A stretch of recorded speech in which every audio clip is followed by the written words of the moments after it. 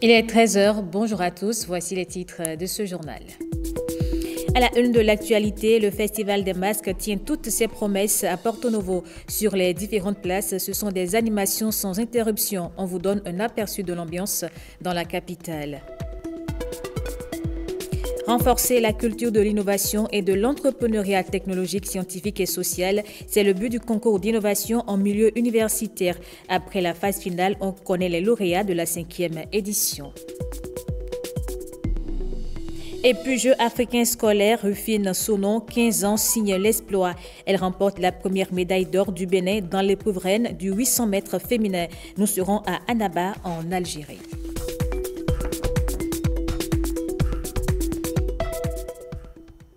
Bonjour à tous et bienvenue dans ce 13 h. Porto Novo, la capitale, vibre depuis ce samedi au son des rythmes du Festival des masques. C'est en somme une série d'animations culturelles inédites et vous allez le voir à la place Migan, un des 5 lieux symboliques. Ernest Tétégou et Patrick Diossou ont capté de belles images.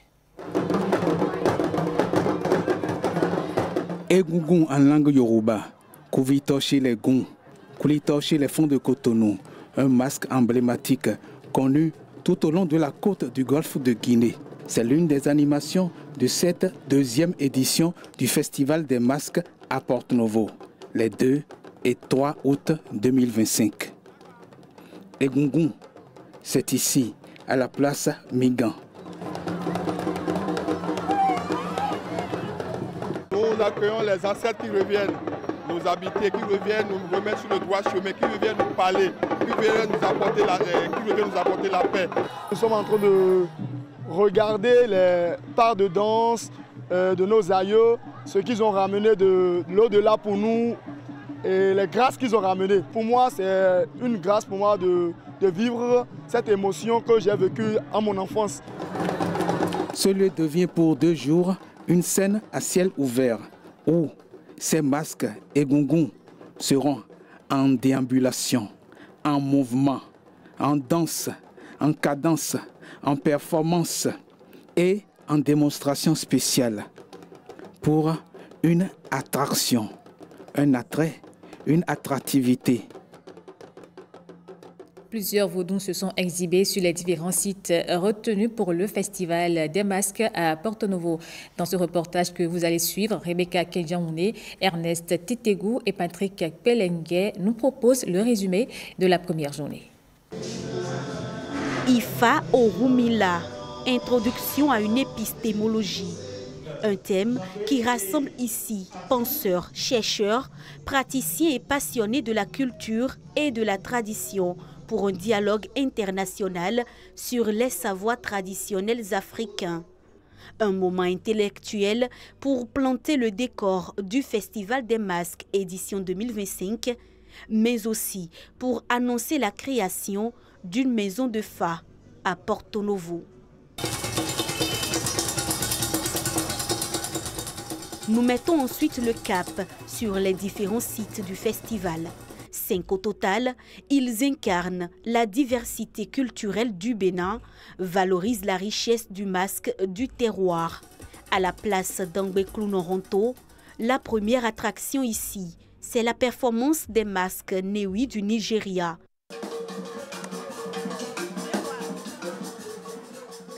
Le Zangbeto, masque des peuples du sud du Bénin, notamment du peuple Gon, est célébré sur la place Lokossa. Son rôle principal est de veiller sur la communauté et de protéger contre les forces occultes. Il est considéré comme un gardien de nuit. À la place Abessan, les Glédés animent sous le regard d'un public conquis. Sont attendus ici aussi les masques Gunuko. Outre ces places, les places Migan et Rungbo accueillent respectivement les Egungun et le vaudou Rouvet à Chinan.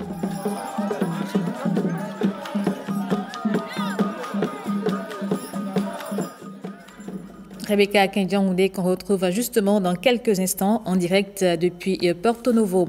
Le Festival des masques, c'est aussi la parade des masques ivoiriens. Depuis la place d'Angbeklounon, Ariane Da Silva et Benjamin Denayon nous font vivre le spectacle. Des masques ivoiriens en exhibition à Porto Novo. Le Goli et le Zaouli font partie de l'identité culturelle de la Côte d'Ivoire. Une identité qui s'exporte au Festival des masques. La représentation de la danse Zaouli. C'est un morceau de Côte d'Ivoire. Avant, c'était dans notre région qu'on dansait, mais maintenant, la danse Goli et la danse Zaouli sont devenues une attraction touristique. Voilà, donc on se déplace partout dans tous les pays. De la danse.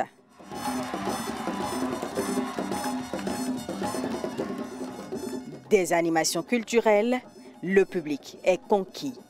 Bon, je connaissais un petit peu les danses de Côte d'Ivoire. Donc voilà, alors ce qui me marque le plus dans ce festival, c'est que c'est un carrefour des arts internationaux. Je rencontre plein de monde qui viennent de la Côte d'Ivoire, du Bénin, tout à l'heure de Guinée, des Occidentaux. Et c'est ce que je trouve beau, en fait, c'est ce partage de la culture entre tout le monde, qui a un message aussi de paix, de partage, de connexion. Le festival des masques, c'est très intéressant parce qu'il y a des masques qu'on voit sur les réseaux sociaux qu'on n'a jamais vu à vue d'œil. Donc ça nous permet de les découvrir en live et tout. Donc moi, ça me fait du bien d'être là ce soir pour suivre le spectacle.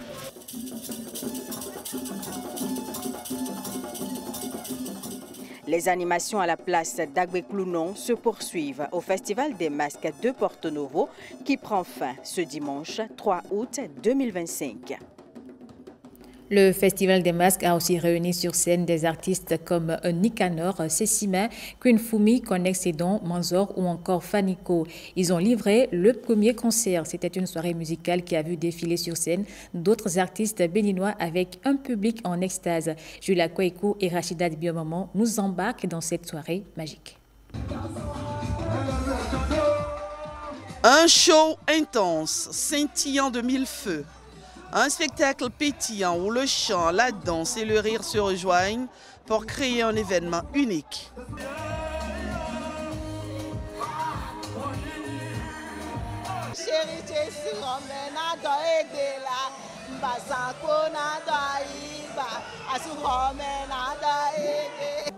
Tour à tour, Connex Edon, Queen Fumi, Manzor, Nicanor et Sessima enflamment le public. L'adrénaline monte avec la guest Fanico. Qu'importe l'âge, tous s'embarquent.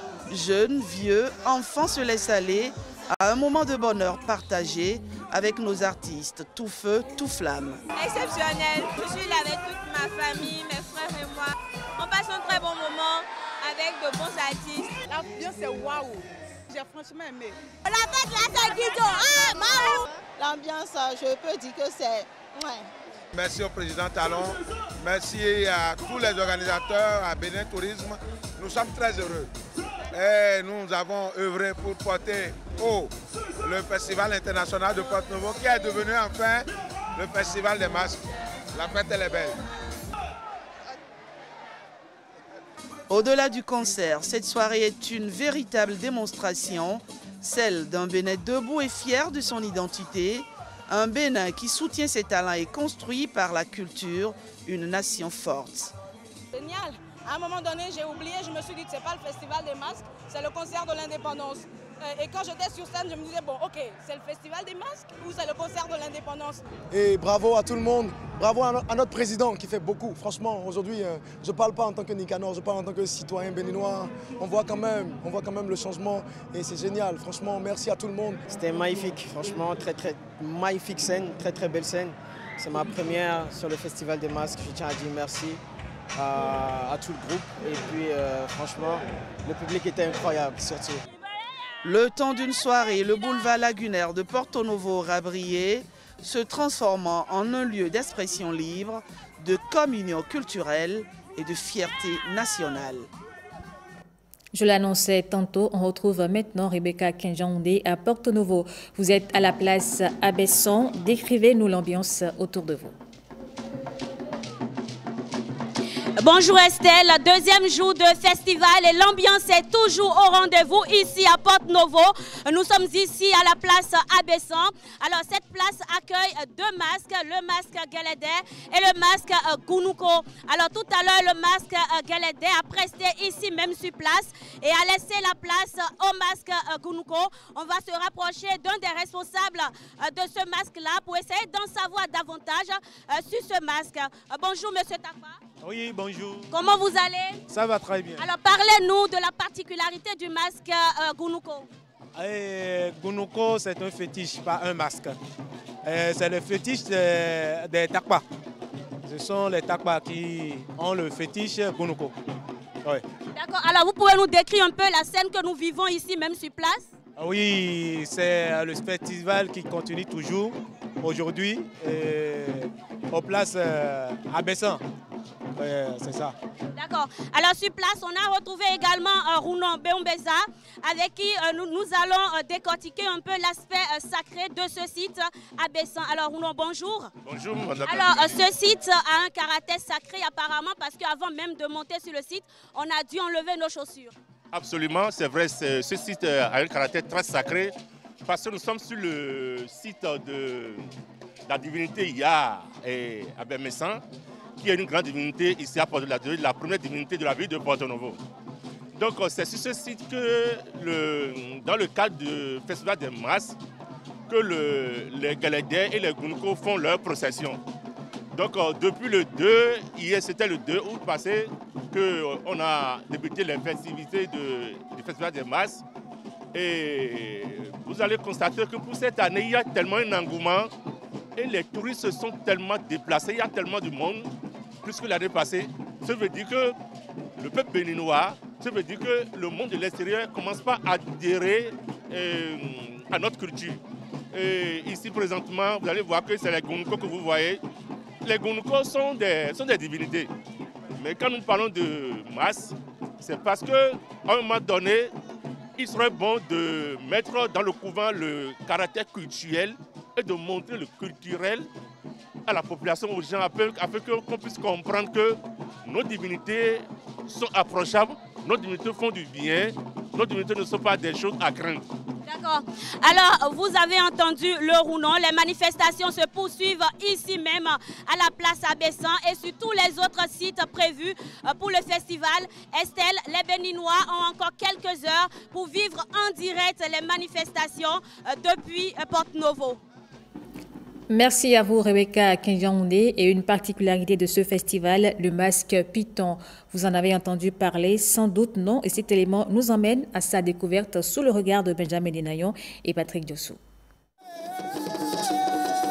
Un nouveau-né dans la famille patrimoniale, le masque Python. Le masque Python est une nouvelle création artistique et qui est créée pour raconter l'histoire et le vécu du peuple Houéda. Les peuples Houéda, c'est les adorateurs du culte Python. C'est les gens qui portent le 2x5 au visage. On les retrouve prioritairement à Ouida, on les retrouve à Porto-Novo, on les retrouve dans le Mono et un peu partout. Et ils sont aussi dans la sous-région. C'est ceux-là qui ont pour vénération le Python sacré, le Python royal. Le Python est sacré et se retrouve dans les temples à Ouida, le temple Python de Ouida, et à Porto-Novo, le temple d'Angbé Ronto. Nous sommes ici avec le masque et non avec l'animal. Le masque qui veut être l'outil de communication sur la communauté Houéda. Le masque Python, pour marquer davantage les esprits, afin de protéger le reptile des prédateurs bipèdes ou quadrupèdes, dans un contexte où les changements climatiques et la chasse font disparaître peu à peu les serpents, qu'ils soient rapides ou lents, à la nonchalance altière. Retour sur l'événement qui a précédé le Festival des Masques. Le défilé est du 1er août. Après, le président de la République a convié les personnalités qui ont à charge la gestion des affaires de la cité et les membres du corps diplomatique à un déjeuner. Voici les temps forts avec Jérôme Mungo, Patrick Benou et Mohamed Pio. Une mission bien accomplie, malgré moult péripéties et obstacles, conduit indubitablement à une détente bien méritée.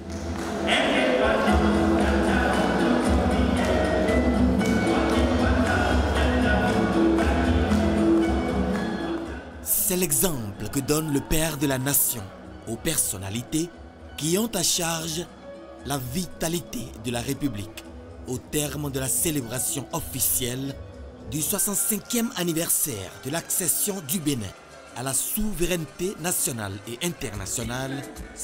Le président Patrice Talon a convié dans cette salle remplie d'histoire les présidents des institutions de la République, les membres du gouvernement, les membres du corps diplomatique accrédité au Bénin, les préfets des départements, les directeurs des organes et services de l'État et autres personnalités.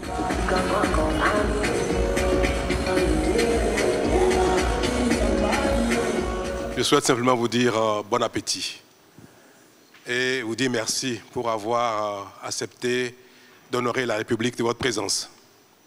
Nous renouons ainsi avec une tradition perdue depuis les années 60 déjà, qui rassemble ici, dans cette magnifique salle du peuple, les représentants de l'État, ceux qui ont à charge de conduire le destin commun de tous les Béninois. Je vais espérer que cette salle, donc pleine d'histoire, de mémoire, et qui traduit l'unité du peuple béninois, aura l'occasion pour l'éternité de rassembler chaque fois, chaque année, les représentants de la nation, ceux qui ont la charge de conduire le destin commun de tous les Béninois.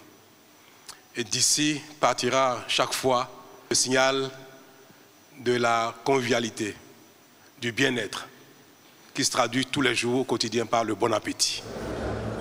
Relancer la machine de la République dans une ambiance conviviale. L'option est toute trouvée par un président qui a assis les préambules de sa gouvernance sur la planification. Plus de navigation à vue. Toutes les actions dans tous les secteurs de la vie publique sont exécutées selon les normes de prévision, d'étude, d'exécution et de suivi.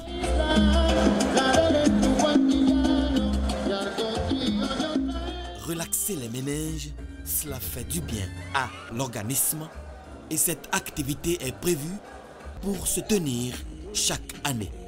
Patrice Talon a su rendre ses compatriotes fiers d'être béninois. Il dit rester engagé à servir la République de toutes ses forces jusqu'au passage du flambeau dans quelques mois, convaincu, dit-il, que la suite de l'histoire que nous écrivons ensemble sera encore plus belle.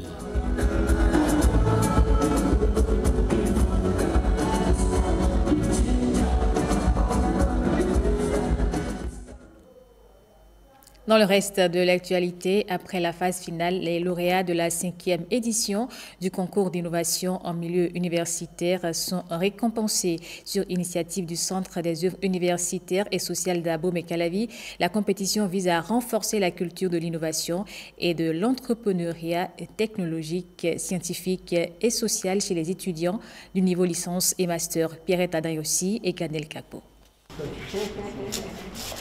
De 77 candidats au départ, ils sont 26 jeunes talentueux, créateurs et passionnés de sciences et de technologie à remporter les 3 premiers prix de chaque domaine de la 5e édition du concours d'innovation en milieu universitaire. Ces lauréats venus des universités d'Abomey-Calavi, des sciences, technologies, ingénierie et mathématiques et de l'agriculture se sont fait démarquer par leurs projets innovants dans l'agroalimentaire, la biotechnologie, l'électronique, les énergies renouvelables, le génie civil et la robotique. Le système que j'ai conçu, c'est un système d'automatisation de l'éclairage. Donc, il assure l'allumage et l'extinction des lampes en fonction de la luminosité ambiante. En journée, il éteint vos lampes pour vous aider à réaliser des économies d'énergie. Et en soirée, il les allume tout seul. Nous avons présenté un gel à activité antifongique que toute femme peut utiliser pendant les menstrues ou post-menstrues. Et ce gel est conçu afin de pouvoir lutter contre les infections antifongiques, les infections microbiennes. Et notre gel, on l'a fait donc à base des extraits des plantes médicinales, Euphorbia ita et Momordica charantia, que nous appelons communément Nyensinke enfant. C'est une très belle technologie, une très belle initiative et c'est à encourager. Ça permettra donc à ces étudiants-là déjà de voir avec le temps, avec ce qu'ils auront appris, avoir leur, en tout cas à terme, leur start-up ou bien leur entreprise et se prendre en charge sans attendre donc quelque chose de l'État. À travers ces prix, le Centre des œuvres universitaires et sociales d'Abomey-Calavi, en partenariat avec les organisations estudiantines, veut valoriser les innovations locales, encourager la protection intellectuelle et la mise en marché des projets primés. L'innovation n'est pas un luxe, c'est une nécessité. C'est bien ce que nous voulons rappeler. À travers cette compétition ambitieuse, l'innovation doit devenir une culture au sein de nos universités, un levier de développement et un moteur de souveraineté technologique. Ce soutien que vous nous apportez, que vous apportez à la jeunesse est d'autant plus important que cela permettra à cette jeunesse de contribuer aux actions du PAG, puisque les spécialités sont inscrites dans les domaines prioritaires du PAG. En dehors des 3 premiers finalistes récompensés, tous les candidats qui ont pris part à cette 5e édition du concours d'innovation en milieu universitaire sont aussi repartis avec des présents. Trouve ta voie, construis ton avenir, c'est le thème retenu par le gouvernement à travers le programme Azoli. Il prend en compte les journées d'orientation et d'information des élèves et étudiants. Après Adiara, la NPE a convié les nouveaux bacheliers du département de la Liborie et leurs parents à une séance d'orientation. Les précisions avec Nestor Sela et Judica Elaïda. Sous la pluie, les nouveaux bacheliers du département de la Liborie répondent massivement à l'appel de l'Agence nationale pour l'emploi ANPE Bénin. Au cœur de la séance, comment aider les étudiants à opérer des choix porteurs. En termes d'orientation, il faut un certain nombre de choses. La première des clés, ce sont les compétences, les talents et les passions dont dispose le jeune pour pouvoir opérer ce choix. La deuxième clé, ce sont les réalités et les exigences du marché de travail. Aujourd'hui, la vocation de toute formation est l'insertion professionnelle. La troisième clé, ce sont forcément les ressources. En termes de ressources aussi, nous avions la capacité personnelle, les ressources matérielles et physiques de l'individu. La filière de formation que choisit le jeune, c'est le travail qu'il veut faire tout au long de sa vie. Donc c'est d'abord sa chose, c'est d'abord sa préoccupation première. Les parents en tant que guides, en tant que personnes proches qui connaissent mieux les talents et les passions de ces jeunes-là, sont appelés à les guider à faire ce choix-là et à assumer éventuellement la troisième clé qui est les ressources pour que ces jeunes puissent opérer ces choix. Il ne sera pas question pour le parent d'imposer son choix ou de faire vivre son rêve à travers son enfant, mais de l'accompagner, de le guider, de lui donner les informations nécessaires qu'il faut pour qu'il puisse opérer le choix qui cadre avec ses talents, ses compétences, parce que c'est de sa vie qu'il est question et c'est lui qui veut enfin faire ce travail-là à la fin de cette formation-là. En s'appuyant sur des cas pratiques, les panélistes ont donné des rudiments nécessaires pour mieux orienter ces futurs étudiants du Bénin. Ils sortent de la séance visiblement gagnants. Avec la séance que nous venions de suivre, ça m'a beaucoup aidé parce que moi, je comptais beaucoup sur la bourse. Mais comme je n'ai pas eu la moyenne pour avoir la bourse, je me suis dit que j'allais changer de directive et j'allais opter pour la matière dans laquelle j'aurais travaillé et que je pourrais avoir la bourse. Mais avec tout ce qu'ils viennent de nous dire, je vais poursuivre ma passion en m'inscrivant en anglais à l'université. Sûr de mes choix, mais maintenant il y a une amélioration qui s'est passée. Cette séance va me permettre d'opérer un bon choix. Opérer un choix n'est pas une chose aisée, d'où la motivation de ce parterre d'élèves et nouveaux bacheliers venus de toutes les localités de la Liborie. C'est une initiative qui ravive l'engagement citoyen à Cotonou dans les 1er et 3e arrondissements. La Fondation Sylvanus Haïti a lancé une vaste campagne de salubrité. Le fondateur et les habitants des quartiers Tiampamé et Adjégoulé ont décidé de rendre le cadre de vie sain et propre. Les détails avec Blaise Adampo et Élisée Degbeyon. Ambiance de mobilisation à Akpakpa, quartier Tiampamé. À l'appel de la Fondation Sylvanus Haïti, balais et paniers sont en main. Les habitants répondent ainsi présents pour une opération coup de balai, une opération de nettoyage. La Fondation Sylvanus, dans ses objectifs, œuvre pour le bien-être humain et dans le cadre d'Express de ce matin, nous sommes là pour faire de notre environnement un environnement sain pour une santé saine. Nous avons déjà l'habitude de nous réunir pour balayer notre quartier. Nous sommes très contents que la Fondation Sylvanus Haïti ait choisi notre quartier. En première ligne, le fondateur en personne, Sylvanus Haïti, motive les troupes et donne l'exemple. Une action citoyenne qui marque le top départ de la grande campagne de salubrité lancée par sa fondation. Le gouvernement de Patrice Talon œuvre activement pour moderniser nos villes. Mais ces efforts n'auront d'impact durable que si chacun de nous s'implique dans l'entretien de son cadre de vie. La société de gestion des déchets solides SGDS le fait si bien déjà et mérite d'être encouragé et soutenu. Je salue au passage le ministre José Tonanto Didier ainsi que toutes les autorités municipales pour leur engagement exemplaire. Direction ensuite à Diegounlet dans le 3e arrondissement de Cotonou pour le même rituel, nettoyage, sensibilisation et engagement communautaire. Venir en aide à la population, c'est une très bonne initiative. Ça nous a fait plaisir d'accueillir cette fondation dans notre circonscription. Je suis très content de voir la Fondation Sylvanus Haïti dans notre quartier. Voir quelqu'un d'autre venir nous aider à le nettoyer nous motive davantage pour que cette initiative soit pérennisée. Cette opération coup de balai est un geste fort, un message clair. Cotonou doit briller et rester la ville la plus propre d'Afrique de l'Ouest. Et puis retenez ce nom, Rufine Sonon, 15 ans, signe l'exploit. Il remporte la première médaille d'or du Bénin aux Jeux africains scolaires dans l'épreuve reine du 800 mètres féminin. Le sport scolaire béninois écrit une nouvelle page de son histoire continentale à Annaba, en Algérie. Augustin Boudou et Hospice Setondi Metoli nous racontent la suite. Le Bénin en or à Annaba. Couloir 3, piste du stade du 19 mai 1956. Rufine Sonon, l'étoile montante du 800 mètres béninois, est concentrée.